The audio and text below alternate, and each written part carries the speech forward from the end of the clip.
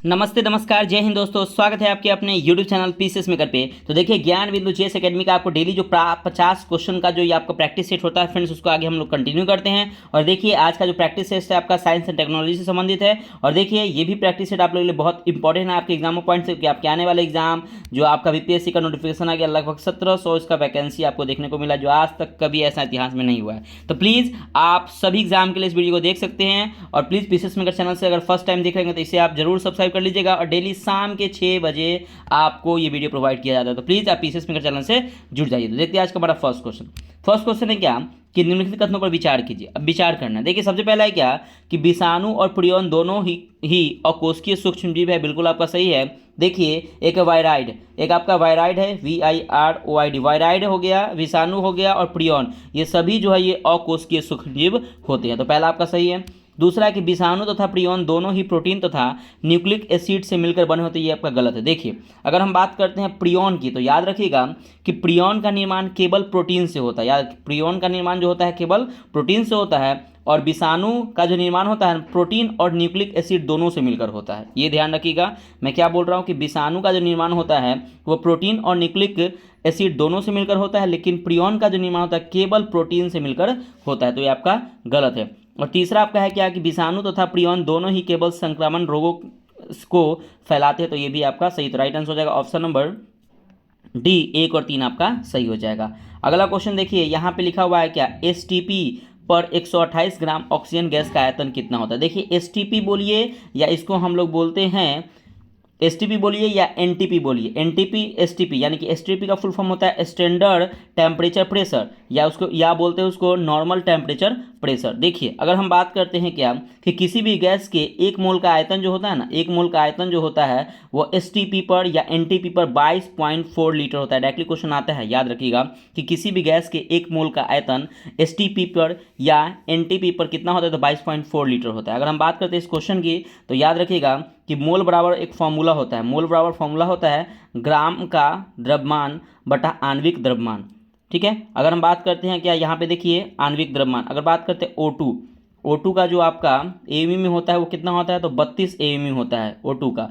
अगर हम बात करते हैं क्या कि 32 AMU मतलब कि 32 ग्राम इसको कर देते हैं। ठीक है, अगर हम बात करते हैं क्या कि अगर यहाँ पे STP पर 128 है, 128 बटा 32 अगर हम लोग करेंगे, काट छूट करेंगे, तो यह आ जाएगा 4 मोल आ जाएगा। अगर हम बात करते हैं क्या यहाँ पे अगर 128 ग्राम इक्वल टू 22.4 इंटू 4 करेंगे, तो लगभग आपका 89.6 आपका राइट आंसर हो जाएगा, यानी कि ऑप्शन नंबर डी हो जाएगा 89.6।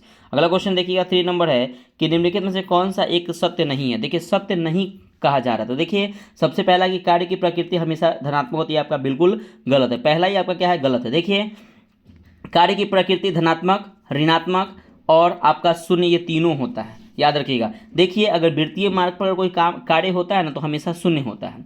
अगर बात करते हैं घर्षण बल पर अगर किया गया कार्य क्या होता है, ऋणात्मक होता है। तो ये भी ध्यान रखिएगा, यानी कि कार्य की प्रकृति हमेशा क्या होती है, धनात्मक, ऋणात्मक और शून्य तीनों होती है। अब देखिए ऑप्शन बी में आपका कि बल आरोपित होने के उपरांत अगर वस्तु में विस्थापन न हो तो कार्य संपन्न नहीं होगा। बिल्कुल आपका सही है। अगर बिना बल लगे वस्तु में विस्थापन हो जाए तो उस दशा में भी कार्य संपन्न नहीं होता, ये भी सही है। और कार्य केवल उस दशा में होगा जब वस्तु पर बल लगे तब उसमें विस्थापन हो, ये सही। Right answer option number A हो जाएगा, ये आपका सत्य नहीं है। अगला क्वेश्चन है आपका क्वेश्चन नंबर देखिएगा 4। क्वेश्चन नंबर आपका है क्या वेस्टिबुलर तंत्र जो मनुष्य के शरीर को संतुलित रखने का कार्य करता है, निम्नलिखित में से यह किस अंग में पाया जाता है। देखिए वेस्टिबुलर तंत्र जो है ना, ये कान का ना आंतरिक भाग में पाया जाता है। वेस्टिबुलर तंत्र ये कान के ना आंतरिक भाग में पाए जाते हैं वेस्टिबुलर तंत्र।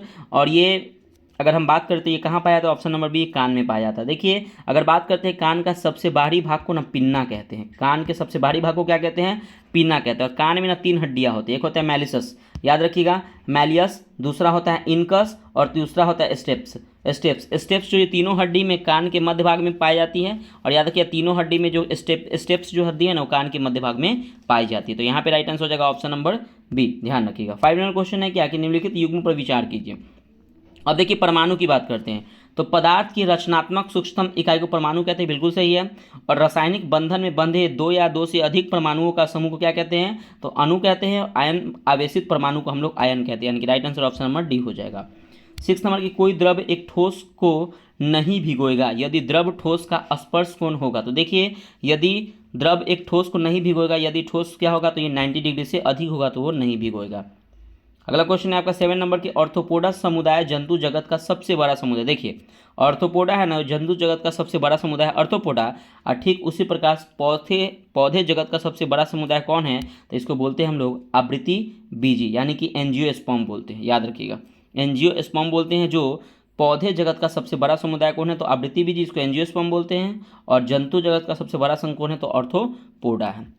अगला क्वेश्चन देखिएगा, नेक्स्ट क्वेश्चन है आपका 8 नंबर कि बेंजीन के संदर्भ में निम्नलिखित कथनों में से कौन सही नहीं है। देखिए बेंजीन की अगर हम बात करते हैं तो इसका फॉर्मूला होता है C6H6 होता है, ठीक है। अगर हम बात करें इसमें सत्य कौन नहीं है, तो देखिए इसमें कार्बन बंध की लंबाई 139 pm यानी कि पिकोमीटर होती है, आपका बिल्कुल सही है।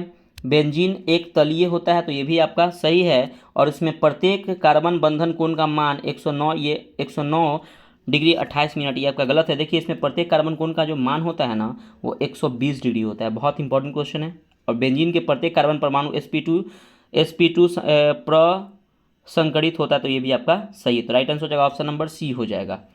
अगला क्वेश्चन है आपका 9 नंबर कि विराम स्थिति 5 kg की वस्तु पर 20 न्यूटन का बल 2 सेकेंड तक आरोपित किया गया है, सांबादिक कार्य का गणना करें। अब देखिए अगर हम बात करते हैं क्या, यहाँ पे एक फॉर्मूला होता है W बराबर F/S होता है, ठीक है।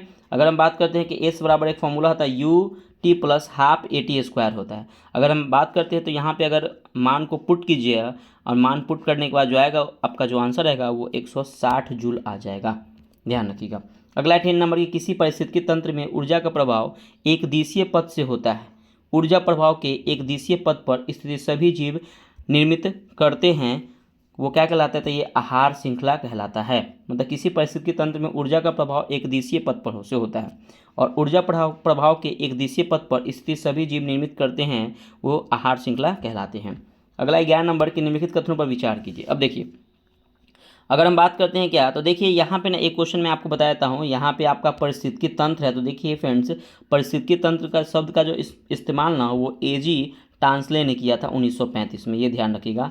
पारिस्थितिकी को इंग्लिश में बोलते हैं इकोसिस्टम। याद रखिएगा कि इकोसिस्टम शब्द का इस्तेमाल एजी टांसले ने 1935 में किया था। देखिए अगर हम बात करते हैं 11 नंबर की, तो देखिए पहला कि पौधे में अलैंगिक जनन नहीं होता है। देखिए ये आपका बिल्कुल गलत है। देखिए पौधे में अलैंगिक जनन होता है, तो ये आपका गलत हो गया। दूसरा है क्या कि पौधे में होने वाला कायिक जनन एक प्रकार का लैंगिक जनन है।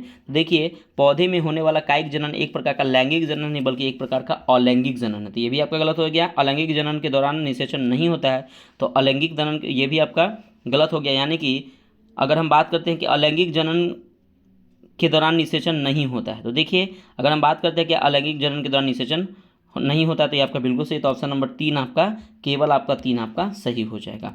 अगला क्वेश्चन है 12 नंबर की निम्नलिखित में से किस में हाइड्रोजन बंधन नहीं है। देखिए हाइड्रोजन बंधन की हम बात करते हैं, देखिए हाइड्रोजन बंधन फ्लोरीन, अगर हम बात करते हैं हाइड्रोजन बंधन की, तो हाइड्रोजन जो है वो यहाँ पे अगर हम बात करते हैं क्या कि यहाँ पे राइट आंसर हो जाएगा ऑप्शन नंबर क्या हो जाएगा, ऑप्शन नंबर डी हो जाएगा, CH3COCH3 हो जाएगा। अब देखिए फ्रेंड्स अगर हम बात करते हैं क्या कि हाइड्रोजन बंधन तीन ही स्थिति में बनता है। पहला है कि हाइड्रोजन जो है वो ऑक्सीजन के बीच स्थित होता है, हाइड्रोजन जो है वो नाइट्रोजन के बीच स्थित होता है और हाइड्रोजन जो है वो फ्लोरीन के बीच स्थित होता है। तो राइट आंसर यहाँ पे हो जाएगा ऑप्शन नंबर डी, CH3COCH3। अगला आपका 30 नंबर की आयतन प्रत्यास्थता गुणांक का बीमीय सूत्र क्या है। तो देखिए आयतन प्रत्यास्थता गुणांक का बीमीय सूत्र है ml-1t-2 और दाब का ऐसा मात्रक क्या होता है, न्यूटन पर मीटर स्क्वायर होता है दाब का ऐसा मात्रक।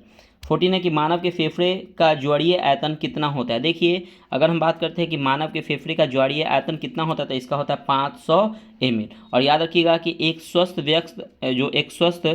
व्यक्ति प्रति मिनट में 16 से 18 बार 16 से 18 बार सांस लेता है। और याद रखिए कि मानव के दोनों फेफड़ों में, हमारा मानव का जो दोनों फेफड़ों होता है, तो इसमें दोनों फेफड़ों में अधिकतम 5.6 लीटर हवा क्या कर सकती है, वायु इसमें समा सकती है, 5.6 लीटर अधिकतम, ध्यान रखिएगा। अगला है आपका 15 नंबर के निम्नलिखित में से कौन सा कार्बनिक यौगिक समूह है। तो देखिए कार्बनिक यौगिक समूह की बात करते हैं तो यहाँ पे एल्केन, देखिए एल्केन में क्या होता है, सिंगल बॉन्ड होता है, एल्कीन में डबल बॉन्ड होता है और एल्काइन में क्या होता है, ट्रिपल बॉन्ड होता है, यानी कि ऑप्शन नंबर ए आपका सही हो जाएगा।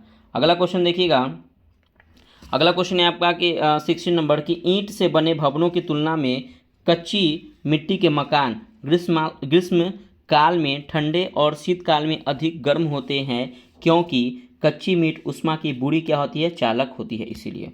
अगला आपका 17 नंबर की कोशिका सिद्धांत के अनुसार निम्न में से क्या गलत है। सबसे पहले अगर हम बात करते हैं क्या कोशिका की खोज रॉबर्ट हुक ने किया था, और कोशिका सिद्धांत किसने दिया था, तो स्लाइडेन एवं स्वान ने 1838-39 में कोशिका सिद्धांत की खोज किसने की थी, तो स्लाइडेन एवं स्वान ने दिया था। अब देखिए यहाँ पे ये कौन सा गलत है, तो देखिए जीव कोशिका के बने होते बिल्कुल आपका सही है, नई कोशिका पुरानी कोशिका से बनती है ये भी आपका सही है, सभी कोशिकाओं पर कोशिकीय भित्ति पाई जाती है। तो देखिए अगर हम बात करते हैं क्या कि सभी कोशिकाओं पे कोशिकीय भित्ति नहीं पाई जाती है, कोशिकीय भित्ति होती है ना पौधे और कवक में ही होता है। याद रखिए कोशिका जो कोशिकीय भित्ति होता है, कोशिका भित्ति, वह पौधा और कवक में ही पाया जाता है। अगर हम बात करते हैं कि एक कोशिकीय स्वतंत्र रूप से जीवित रह सकती है, तो याद रखिए एक कोशिका स्वतंत्र रूप से जीवित रह सकता है, ये भी आपका सी, ऑप्शन नंबर सी आपका गलत हो गया।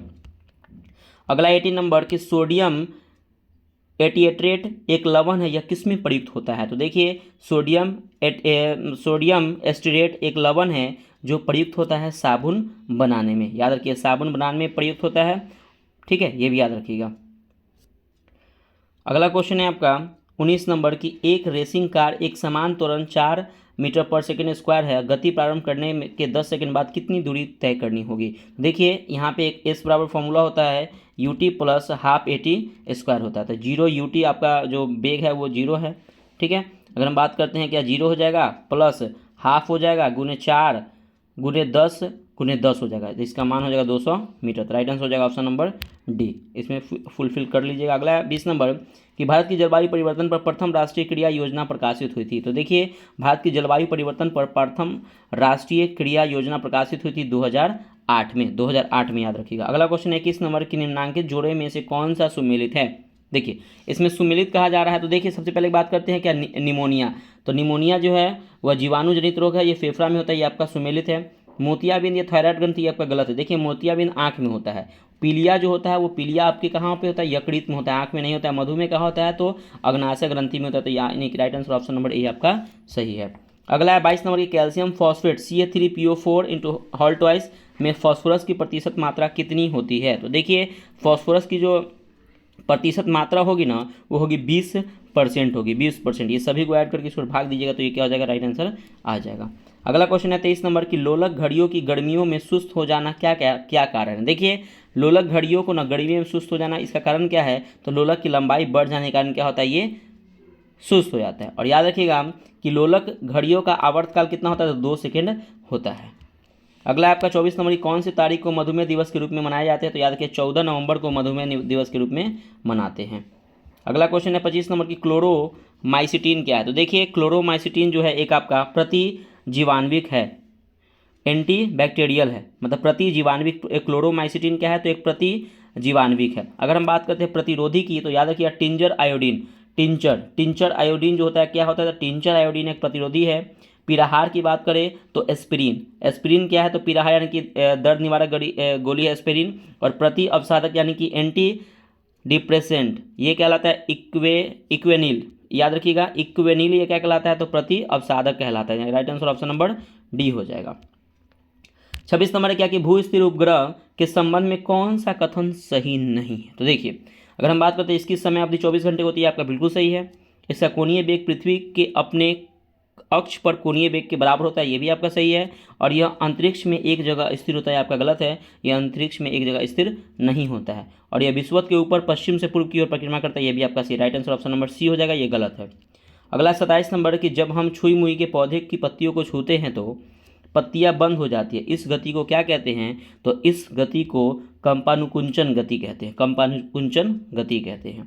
28 नंबर के सर्वप्रथम मानव हृदय प्रत्यारोपण हुआ था। देखिए सर्वप्रथम जो मानव हृदय प्रत्यारोपण हुआ था ना दक्षिण अफ्रीका में हुआ था, और दक्षिण अफ्रीका में वाल्टर लीहेल डॉक्टर के द्वारा हुआ था। वाल्टर याद रखिएगा नाम, वाल्टर ली लेहल के द्वारा ये हुआ था दक्षिण अफ्रीका में। अगला 29 नंबर की निम्नलिखित में से किस प्रकार के सिंड्रोम से पीड़ित मनुष्य अधिक लंबेपन, मानसिक दोष एवं असामाजिक आचरण के शिकार होते हैं, तो याद रखिए XYY सिंड्रोम के कारण ये होते हैं, ठीक है। अगर देखिए यहाँ पे मैं 2-3 पॉइंट आपको क्लियर करना चाहता हूँ कि अगर रहेगा कि 22 जोड़ा 22 जोड़ा प्लस एक्स जीरो अगर रहेगा तो ये टर्नर सिंड्रोम होगा। अगर रहेगा 22 जोड़ा प्लस एक्स एक्स वाई अगर सिंड्रोम रहेगा तो केलाइन फिल्टर होगा, केलाइन फिल्टर। ठीक है, अगर रहेगा कि 22 जोड़ा, ध्यान से सुनिएगा, 22 जोड़ा plus X Y Y Y रहेगा तो ये क्या कहेगा, जैकोब सिंड्रोम, जैकोब सिंड्रोम याद रखिएगा। अगर 21 जोड़ी, ध्यान रखिएगा कि 21 जोड़ी गुणसूत्र में एक की बढ़ोतरी हो जाए तो उसे हम लोग डाउन सिंड्रोम कहते हैं, तो ये भी आप लोग याद रखिएगा। अगला 30 नंबर देखिएगा क्वेश्चन। 30 नंबर क्वेश्चन है आपका कि किसी ध्वनि स्रोत से 550 मीटर दूरी पर बैठा हुआ कोई आदमी 550 हर्ट्ज की ध्वनि सुनता है।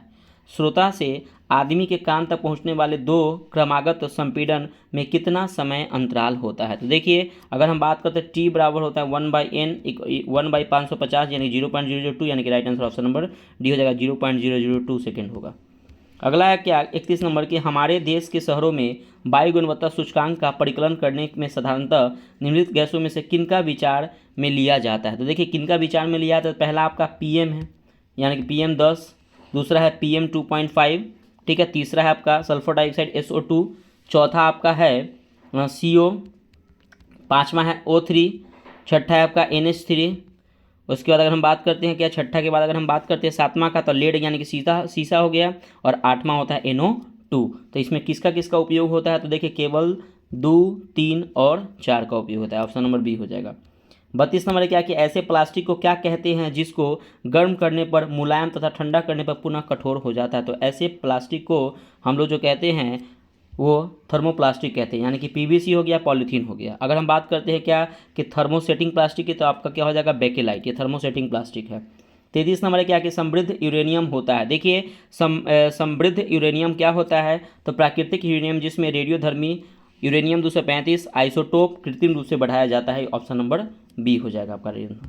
अगला क्वेश्चन देखिएगा 34 नंबर है। 34 नंबर क्वेश्चन देखिएगा, 34 नंबर की कथन एक, मैरिनो सर्वाधिक ऊन प्रदान करने वाली भेड़ की नस्ल है जो मुख्यतः स्पेन में पाया जाता है। देखिए, ये मैरिनो जो है वो सर्वाधिक ऊन प्रदान करने वाली भेड़ की नस्ल है जो मुख्यतः स्पेन में पाया जाता है, ये आपका बिल्कुल सही है।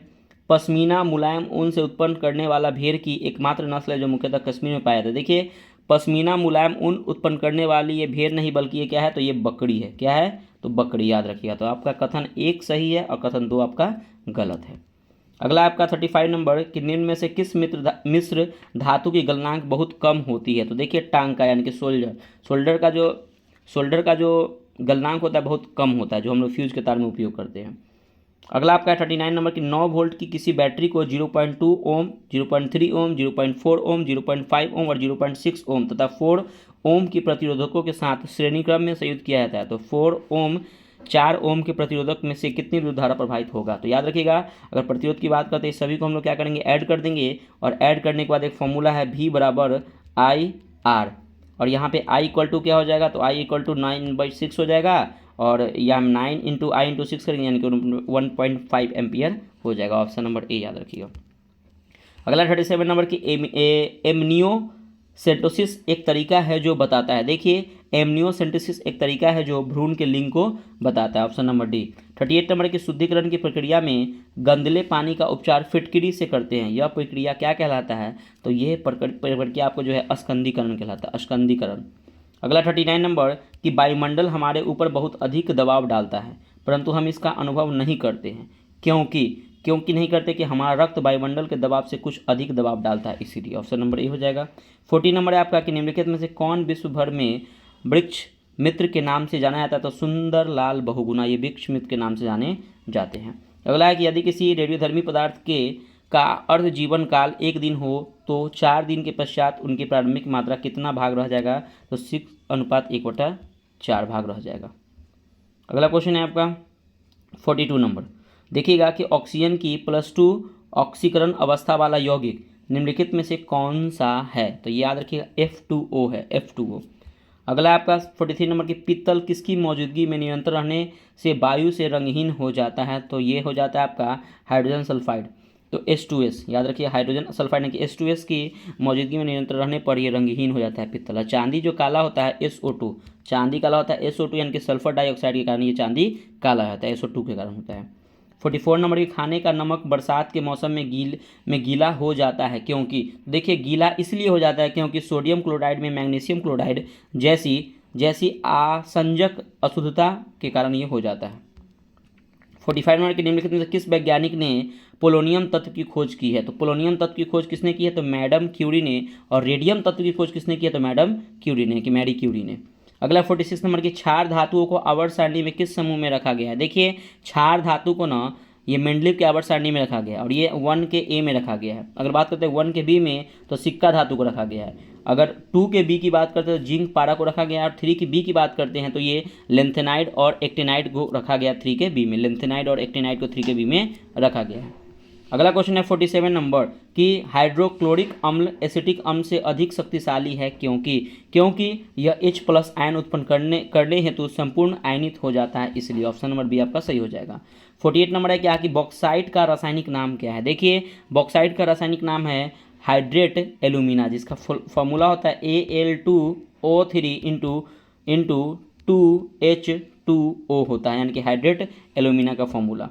अगला 49 नंबर की कैल्शियम धातु के निष्कर्षण में कैल्शियम क्लोराइड में कैल्शियम फ्लोराइड मिलाया जाता है क्योंकि वह द्रव्यनांक घटाता है, इसलिए उसको मिलाया जाता है। आज का हमारा लास्ट क्वेश्चन है 50 नंबर के निम्नलिखित में से किस यौगिक का उपयोग अग्निरोधक कपड़ा बनाने में किया जाता है? तो याद रखिएगा एल्यूमिनियम सल्फेट। तो एल्यूमिनियम सल्फेट का प्रयोग हम लोग अग्निरोधक कपड़ा बनाने में किया जाता है। तो देखिए फ्रेंड्स ये आपका प्रैक्टिस सेट यहाँ पे कंप्लीट होता है। तो प्लीज़ आप पीसीएस मेकर के टेलीग्राम चैनल से भी जुड़ जाइएगा और अगर फर्स्ट टाइम वीडियो को देख रहे हैं फ्रेंड्स तो चैनल को जरूर सब्सक्राइब कीजिएगा। आपको साइंस जीके जीएस यहाँ पे सभी का वीडियो यहाँ पे प्रोवाइड किया जाता है। तो प्लीज़ पीसीएस मेकर चैनल से जुड़ जाइए और वीडियो कैसा लगा कमेंट करके बताइएगा और आपको ऐसी वीडियो प्रोवाइड करते रहेंगे। तो मिलते हैं नेक्स्ट वीडियो में। बाय बाय, जय हिंद दोस्तों।